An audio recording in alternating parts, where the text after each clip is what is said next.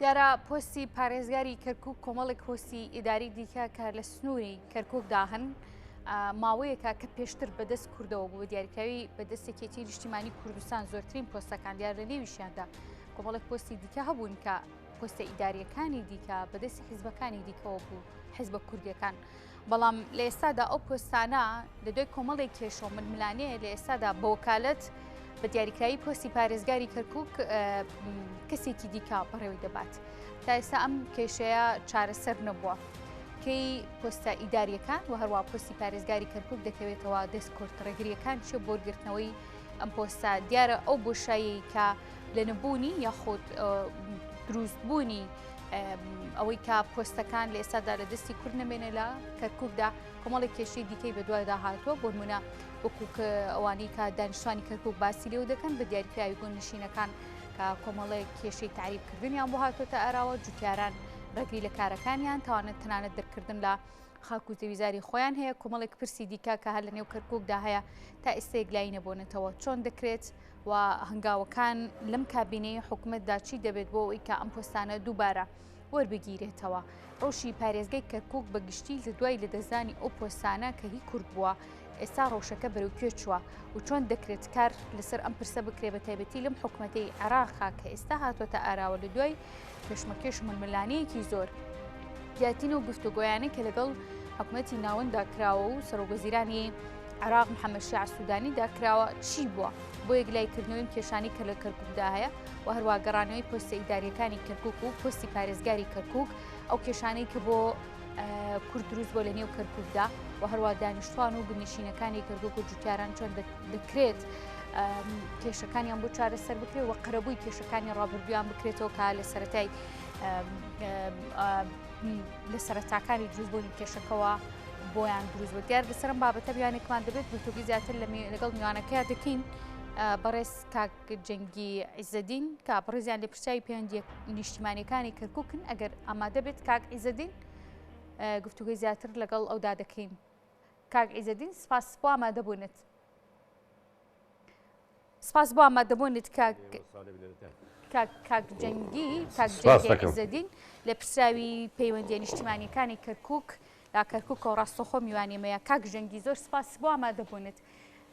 دەمەوێت بە پرسیارێکی گشتگیر دەست پێ بکەم لەسەر پرسی کەرکووک ئێستا ڕۆژی کەرکووک چۆنە بە تایبەت ئەو پۆستە ئیداریانی کە لە ڕابردوودا و پۆستی پارێزگاری کەرکووک کە پێشتر بەدەست کوردەوە بووە لە دوای لە دەستدانی ئەو پۆستانە ڕۆژی کەرکووک چی لێ هاتوو ئێستا گەشتۆ بە چ خاڵێک ئەم کاتتان باش ئەم کاتەی ئێوە و بینەرانتان باش دیارە من پێشەشی ئەمەوێ لێرەوە بە ڕۆژ لە ساڵیادی ڕۆژی یەکێتی نیشتیمانی کوردستان شەیدانی نیشتیمانی کوردستان سەرخۆشی خۆمان بگەینە گشت شەیدانی کورد و کوردستان بە تایبەتی شەیدانی یەکێتی نیشتیمانی کوردستان و ئەو سێ سەرکردەیە کە لە زیندانەکانی ڕژێمی فاشیستی گۆڕ بە گۆڕ لە سێدارە دران خاڵە شەهاب و جەعفەر و ئەنوەر جارێکە کە دێنە سەر ئەوەی کە کەرکووک ڕۆژی چۆنە کەرکووک بە ئامۆکو ڕۆژێکی ئەمنی ئەوانە هەمومان ڕۆژانە لەو ڕەوشە نیگەرانی بەڵام ئێمە ئەبێ بزین ئەمەی ئێستا کە ڕوو ئەدا مێژۆکەی چییە ئێمە ئەگە بێنەوە بۆ بگەڕێنەوە بۆ مێژۆ مێژووی کە لە ڕابردوودا لە شەڕی داعشە و هەتاکو ئەمڕۆ کە داعش ناوچە کوردستانەکان کە پەلەماریدا و لە شوێنی گرت و هێزی پێڵۆگاتە ناوچەکە دیارە ئەمە بۆ ئەوەی کە ئەم ناوچانە لایەن هێزی پێڵۆگەی کوردستانەوە ئازاد بکرێ ئەمەش بۆ هۆکاری ئەوەی کە دەوڵەتە ئیقلیمیەکان عەرەبیەکان نیگەرانی خۆیان دەربڕی بەرامبەر بە ئەو دۆزەی کە لە کەرکووک و یان ئەو ڕزگاری خوازی کە لە کەرکووکە هەبوو گەڕانەوەی کورد بۆ شوێنەکانی خۆیان کە شوێنی باو باپیرانمان بوو ئەمە وای کرد دەوڵەتانی ئیقلیمی ناوچەکە بگەن ئەوەی کە هۆکاری و دۆزنەوە بەوەی کە کورد لەم ناوچانە دەرپەڕێن ئەوەش چەندی پرۆتۆکۆڵیان لەگەڵ لایەنێکی کوردیا کرد و لایەنەش کە لایەنێکی لە پارتی دموکراتی کوردستان بوو کە لە ئەسنای شەڕی داعشدا و هجوومەکانی پێرۆگەی ئاچون چەندی پرۆتۆکۆڵیان دروست کرد و اتفاقیان کردو بەوەی کە هێزی پێرۆگەی کوردستان لەم ناوچەیە بگەڕێنەوە دوای کۆتایی هاتنی شەڕی داعش ئەوە بوو پارتی هەموومان دەزانین هەموو کاتێک خەرکی هەڵگەڕانەوە و خەریکی سینیارۆ دروستکردنە بۆ ئەوەی کە چۆن خۆی دەرباسکە لێی ئەو بوو کۆمیتەیەکی ئەمەنای ڕفراندۆم دروست کرد و هەنێ سەرکردەکانی کوردستان هاتمەنەوە ئەو کۆمیتەیەوە ڕفراندۆمێکی زۆر و زەمەنیان بەسەر خەرچی کوردستانە بە تایبەتی ناوچە دەڕەکاندا سەپان ئەوەش هۆکاری بوو ئەوەی ئێمە لە کەرکووک بە تایبەتی لەگەڵ پارێزگاری کەرکووک ڕەوانشاد کە هۆکارێکی گەورە بوو بۆ لەدەستدانی کەرکووک و ئەو پۆستانە ئیمڕەکە لە کەرکووکا و ئەو نیگەرانی ئیمڕەکە لە کەرکووکە ئەو ماگرانی کەرکووکە و ئەو کۆچە پێچەوانی لە کەرکووکە کە پێشتر هاتن و کەرکووک کە زۆربەیان هەنێشیان بە هەواز هەنێشیانش کە پارتی دموکراتی کوردستان هەموو لایەن گەران و هەموو ئەندامانی خۆیانی گەڕانەوە بۆ هەولێر و ناوچەکانی تر و فرۆشتی خانوبەریان بە عەرەب و هاوڕنی عەرەب و گۆڕینی دیمۆگرافیای کەرکووک ئەمە هۆکارێکە کە ئەتوانین هەمومان بڵێن دمۆگرافیای کەرکووک گۆڕاوە لە دوای لەدەستدانی ئەو پۆستانەوە. بەڵێ دیموگرافای کەرکووک بە هاتنی عەرەبێکی زۆر لە خواروی عێراق و ناوەڕاست و ئانەوە ئێستا هەوڵی ئەوە ئەدەن و زۆر بووە و ناوچە کوردنشینەکان کە دوای 2003 ئێمە ئاودامان کردوێتەوە ئێستا زۆر لەو شوێنانە ئەو برادانەی کە زۆرتر کەرکووکیان بەجێهێشتووە خانەخانیان پیان فرۆشتووە زەویان پیان فرۆشتووە و بە بەرنامەیەک و ئەجەندایەکی خارجی ئێستا ئیش لەسەر ئەوە کرێ عەرەبێکی زۆر هاتۆ ناوچەکان ناوچە کوردنشینەکان گوندەکان ئەمانە بە لێشاو دێن ینی ئەمە هۆکاری ئەوەیە کە نەمانی ئەو پارێزگارەیە کە ئێمە هەمومان کاتێک کە مەڵبەندی دوی کەرکووک و ناوچەدابڕەکان دوو هەمومان لەگەڵای ڕیفراندۆم ناوچەیە نەکرێ ئەمە مامانزانی گەڵ ڕیفراندۆمە تەنها بۆ ئەوەیە کە پارتی بکەین بە پاڵەمانێکی نیشتیمانی کە خاوەن ڕیفراندۆمە ئەجینە بۆ سەربەخۆیی کوردستان نەبوو هەمومان ئەزانین دوای ڕۆژێ لە ئەنجامدانی ڕیفراندۆم سەرۆکی هەرێمی ئەو کاتە هاتە سەر خەڵکی ئێمە ریفراندۆممان بۆ سەربەخۆیی نەکردووە بۆ جابوو نەکردووە تەنها ڕاپرسیە بۆ حەقی خۆمانە کۆمەڵێ پەشیمانی وشتیوارە دوا بوو ئەوە بوو کە ئەو ماوەرانی بەسەر کووردا هاوڵ و شەڕی شانزەی ئۆتۆمۆبیلی لەکەوتەوە ئەوان بە بەرنامە لە هیچ شوێنێکا شەڕێکیان نەکرد و ئێمەیان بەجێهێشت ئەنجا لەگە ئەوەشە ئەنجومەنی پارێزایی کەرکووکیان دوولەت کرد ئەنجی پارێزگاری کەرکووکیان برێ دەرەوە بۆ بتوانین پارێزگاری دادنێن بۆ کەرکووک زار لە 36 کەسیان باقتراح کرد لە یەکێتی لە خۆیان و لە حیزبەکانی ترژ بوو خەڵکی سەربەخۆش کەوکو پارێزگارێکی کوردی لە کەرکووک دەست بەکار بێ بەڵام ئامادە نەبوون لەبەرەوەی ئەزینداکەی ئەوان ئەزیندایەکی خارجی بوو بۆ پێی پرۆتۆکۆلەکانی پێشتو کردیان اتفاقەکانی پێشتو کردیان هەتا ئێستاژی پێوە بێ بارەکانی ناهێنێتەوە لایەگرە. باشە ئەی ئێستا چ کارێکە کرێت بۆ وەرگرتنەوەی ئەم پۆستانە کاکە جەنگی وەفدی دانوستانکاری هەرێمی کوردستان و هەروە ئەو بۆشایی کە جەنابە باسی لێوە کرد بەوەی ئەوەی کە پۆستی پارێزگاری کەرکووک لە دەستی کورد دەرچوو بە دیاریکایی کە پۆستەکە لە پشکی یەکێتی نیشتیمانی کوردستان بۆ چی دەکرێت بۆ وەرگرتنەوەی؟ دیارە ئێمە هەموو کاتێکێکی نیشتیمانی کوردستان لە هەوڵدایان بەڵام کێشەی کورد ئەوەیە نێوماڵی خۆی ڕێک نەخستوێتەوە ئێمە دوو لایەنی سەرەکی لە کوردستانە یەکێتی و پارتی ئەوەی ئێمە لە کەرکووکە ئێرێن پارتی ڕێن نا و دیار ئەم شێشانە هەموو زیاتر لە بەغاو لە دەوڵەتەکانی دەور و پشتەوە کەرکووک تەحەکومی پێوە کرێ پارتیش بەشێکە لەوەی لەگەڵ تەحەکومەی دەرەوە نەک لە ناوخۆ نەک لە گەشتە نیشتیمانی کوردستان ئەمە ڕەنگە بۆ ئیستیهلاکی محەلی و بۆ فرمێسکی تیمساحی خەڵکی فرمێسک بڕێژن بەڵام بۆ کەرکووکیان نییە تۆ سەیری کە هەموو پەلسانی کە لە بەغا داوایەکەن بۆ کەرکووک ئێستاشی پێوە بێداوای پۆستەکەن کە ئەنی بۆ نمونە ڕۆژی پێ ئیساکانە پۆستێکە بۆ لە ئەنجومەنی پارێزگای کەرکووکی بڵێن منحەل پۆستێکی زۆر تەشریفاتیە کە بە بەداوامان کردووە پۆستی خۆشمانە کە بڕێز عەلی حەمادی ئێستاکانە قایم بە عەمالی ئەو مەجلیسەیە ئەڵێ برادرانی پارتیش یەکێکیان ناردووە ناتوانم ئەم کێشەیە ئەم کەسەی ئێوە دابنێم هەتاکو لەگە پارتیە قسە نەکەم یعنی ئەوان لە هەولێرەوە تەحەکوم بە کەرکووکەوە ئەکەن بەڵام نە بارەگایەکیان نە هێزێکیان نە شتێکیان بۆ کەرکووک نییەوە لەگەڵ ئەوەشە ئەندام و لایەنگرانشیان بێن بەبەست دروست دەکرێت ئەمان وەکو پێشتر وتم ئەمان عەقدێکیان هەیە لەگە وڵاتانەی ئیقلیمی کە تورکیای دەوڵەتە عەرەبیەکانە عەقدەکەیان کەیتەوە ئەوبێ بۆی کەرکووک بگەڕێنەوە بۆ پێش ساڵی 2003 یعنی ئەوان کە شەڕی 16 ئۆکتۆبەریان بە یەکێتی نیشتیمانی کوردستان کرد بۆەوەی نەک هەر یەکێتی و پارتی بەڵکو هەموو ئەحزابە کوردستانیەکان لە کەرکووک دەرپەڕێنن خەڵکی ماڵوێران بکەن بۆی تەنها سەر ئەگەر ماڵێک کورد نەبێتەوە هەموو ناسەکانش بگەوتەوە بۆ خۆیان ئەوە ئەمە بەستیان بۆ ئەوە بەستی ئەزیندایەکی تورکی سعودی قەتەریە کە پێشتر ئەوان لەسەرەوە سەفەقاتی وەرگرتووە ئەنی ئێستا هەتاکەی ئەوە ئەوە نازام لای خۆیانە بەڵام ئێمە بەداخۆین بۆ ئێمە هەموو کاتە داوامان کردووە و پێشمان باشە پارتی دموکراتی کوردستان بێتەوە شارەکە لەگەڵ ئێمە تەوازنی ئەم شارە ڕابگری شەڕی ئەم شارە بکە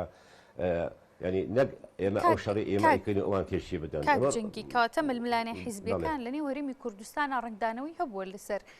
مافی کورد ئێستحقاقی کورد لە کەرکووک بە تایبەتی لە دوای ساڵی 2023 هەتاکو ئەمڕۆ ئەوەی لەم شارە کراوە بە تایبەتی پارتی دموکراتی کوردستان شەڕی حیزبایەتی کردووە هیچ کاتی شەڕی کوردایەتی نەکردووە ئەوەی کە کێشەی ئێمە هەموو خەڵکی کەرکووکە لەوەیە بووە کە ئەوان هەموو کاتەیە کوردەڵێ سیر و پیازان لەگە ئێبیا کردووە بۆیە ئەنی ئەمە لە کۆی 150 پۆست و لە فەرمانگەکان وانەیە تەنها ئێستاکەنە سواردە پۆستدای ئێمە و پارتی ماوە هەشتی ئێمە شەشی پارتیەنەوە تو حەوت پۆستوانە دەستووە ینی لە فەرمانەکانی ترە لەگەڵ ئەوەش حاڵەتی کەشەیە زۆرجار ئەوان پرس بە پارێزگاری کەرکووکی بە وەکالەت و یان شارەکە ناکەن لە بەغاوە لە وەزارەکانەوە هەنێ وەزارەت دەسڵاتیان پێدراوە ئەوان لە بەغاوە ئەیسەپێن بەسەر ئێمەیە ئەمانە بۆتە هۆکار بۆی کە نەتوانانی ئێمە ڕۆژان لەم شارە ئەگەر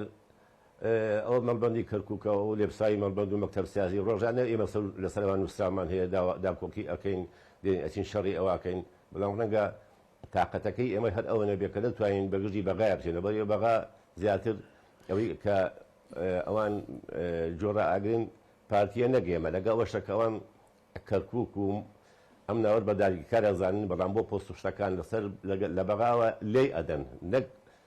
عاملێک بن بۆ ئەوەی کە ئەوانی لە کەرکووک هەر تەفعیل بکرێتەوە باشە ئەی کاک جەنگی سەبارەت بە کەسایەتی و کارکتەری ڕاکانجبووری یعنی ئاسانە کە ئەو پۆستی لێوەربگیرێتەوە لە کاتێکا ئێستحقاقی کووردە ویکێتی نیشتیمانی کوردستان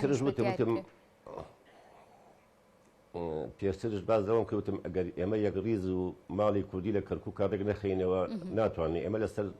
وەزیرێک لە بەغا شەڕمانە لەسەر بەڕێوەبەری فەرمانگەیەک کە ینی فەرمانگەیشی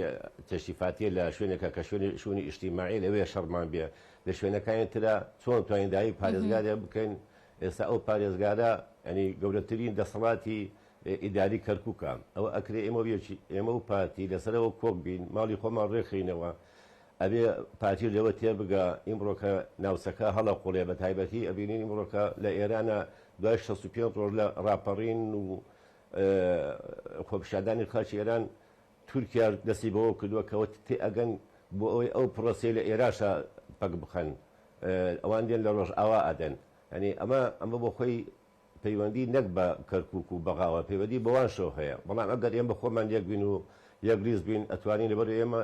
خاوەنی 6 کورسی نەبچارە بە ئێمە و پارتیەوە و ئەتوانین داکۆکی بکەین ئەتوانێ شەڕە بکەین بەڵام ئەوان لەگەڵمانە نین باشە کاک جەنگی ئێستا جۆرێک باس لەوە دەکرێت کە تەنانەت باڵانسی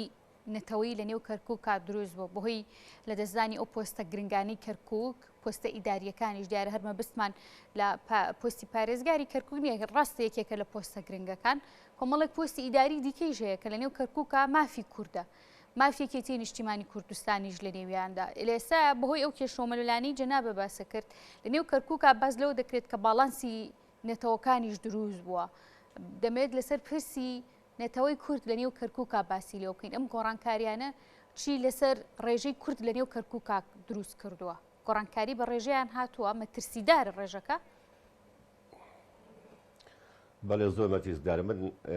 ئەڵێم ئەگەر بێت و بگەڕێنەوە بۆەوەی کە پێشوو ئەنی قایمقامی مەرکەز با هەبوو کە کامی ساڵەیە بوو قایمقامی دوو بزمان هەبوو مدیر ناحیە سەرگەڕانمان هەبوو مدیری زراعی کەرکووکمان هەبوو چەند شوێنێکە بوو ئەمانە لای پارتی دموکراتی کوردستان بوون بە ئەم قەسک ئەیان بردەوە کە ئەچی ئەهاتن ڕۆژانە لە کەرکووک کرموچەکانی وەرەگر مانگانە و ئەگەڕانەوە دوای لە دەستدانی ئەم شوێنانە بەڕێز ئەم کامی ساڵی هاتە مەڵمەداوای کە ئێمە پشتگیری بکەین بۆی بگەڕێتەوە بەڵام دوای ئەوەی کە قایمقام گۆڕە ئەمانە هۆکارەکەی خۆمانی نەک ئەوان ئەگە بە هاتایەوە پارتی لە شوێنەکانی خۆمایەتەوە کەس نەیەتوانێت لای بدە یان ئەگەر بەڕێز دکتۆر نەزمەدین خوالی خۆش بێ و ڕەوان شاد بێ ئەگەر ئەو تێکەڵای و ڕیفراندووەم و کۆمەڵێشتی نەبووایەوە کە ئەو مەزەرشی عراقی بوو ئێستا پارێزگاری کەرکووک بوو ئەو نەهامەتی و ئەو نیگەرانی کە ئێستا لێرە باسی ئەەکەین و ئەو کێشەی بەسەر کەرکووکە هاتووە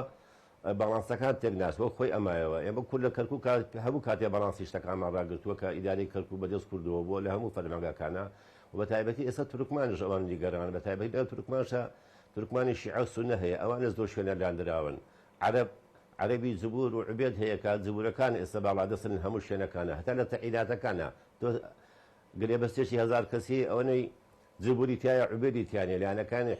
ئەوانی تیانە یعنی تەنها لێرەیە ئەوەی کە باڵادەستە یەک نەتەوە یەک قەبیلەیە کە لێرە لە کەرکووک حکمی هەموو شتەکان دەکات و هەموو پۆستەکانش بۆوانە و وەزیاتر لە بەغاوە ئەم تەحەکومە ئەکرێ بە مەبەستێ لەبەرەوەی ئەوان لە نێوان برێ خەبیز خەنجەر و حەربوسیە کەرکووکیان داوە بە خەبیز خەنجەر بۆ ئەوەی ئەمان وەکو حسەیە کە دابەش کراوە. باشەیەکێتی نیشتیمانی کوردستان کار بۆ وەرگرتنەوەی کا بەم نزیکانە پۆستی پارێزگار یەشەتی نیشتیمانی کوردستانە دوای 2017ەوە وابزانم جار لە چل کەس بە پێ ئەوەی کە پارتی داوای ناوی لە یەکێتیە کرد وابزانم دراوە پارتی وە لەگەڵ ئەوەی کە دوای هەڵبژارنەکانی هەرێمی کوردستان شتێکیان دروست کرد بە ناوی هاوتەریب لەگەڵ دروستکردنی حکوومەتی هەرێمی کوردستان لە 2010 ئێمە مەحافزی کەرکووکش دائەنێن بەڵام هەتاکو ئەو کاتێ ئێمە لەگەڵیان بۆ دروستبوونی حکوومەتی هەرێمی کوردستان و بەڵام پاشگەز بوونەوە هەر کاتەوە بە ناوەی کەسێکەوە یعنی ئەوان بۆ خۆیان هەر کەسێ دابنێن لای ئەوان زۆر ئاساییە بەڵام ئەو کەسانی کە ئێمە داێن ئەبێ ئەوان سانسۆریان لەسەری نەبیان لای ئەوانش پرۆپارتیە بێ بۆیە یەکێتی نیشتیمانی کوردستان هەموو کاتێ لەگەڵ ئەوەیە بۆ هەر کەسێ بەرژەوەندی پارتی دیموکراتی کوردستان لەوەیە کە بەرژەوەندیەکانی گەلی کورد بیر لێ بکاتەوە پۆستی پارێزگاری کەرکووک لای کوردێک بێت یان ئامانجی چییە بۆچی هێندا قرس کراوە وەرگرتنەوەی ئەم پۆستە هەر لە نێو خۆی هەرێمی کوردستانیش ئەگەر بگەڕێنە بۆ مێژووی پارتی دیموکراتی کوردستان لە ساڵی 61ەوە هەتاکو ئیمڕۆکە ئەبینین پارتی دیموکراتی کوردستان ئەوەندەی لە بەرژەوەندی حیزبی کاری کردووە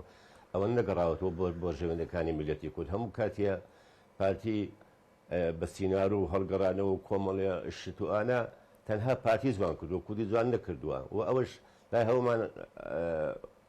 ڕون و ئاشکرایە کە ئەش بەتاڵیان بە شۆڕشی 75 کرد بە ئەجەندایەکی خارجی بوو کە 100,000 پێشمەرگەیان ناردە ماڵەوە ینی ئەمڕۆ کەش پارتی ئەو پرۆتۆکۆڵ و عەقدەی لەگەڵ دەوڵەتەکانی ئیقلیمیان کردووە ئەر بۆ ئەوەیە کە کەرکووک شوێنێکە بمێنێتەوە ڕەنگە معادلەکەی کەرکووک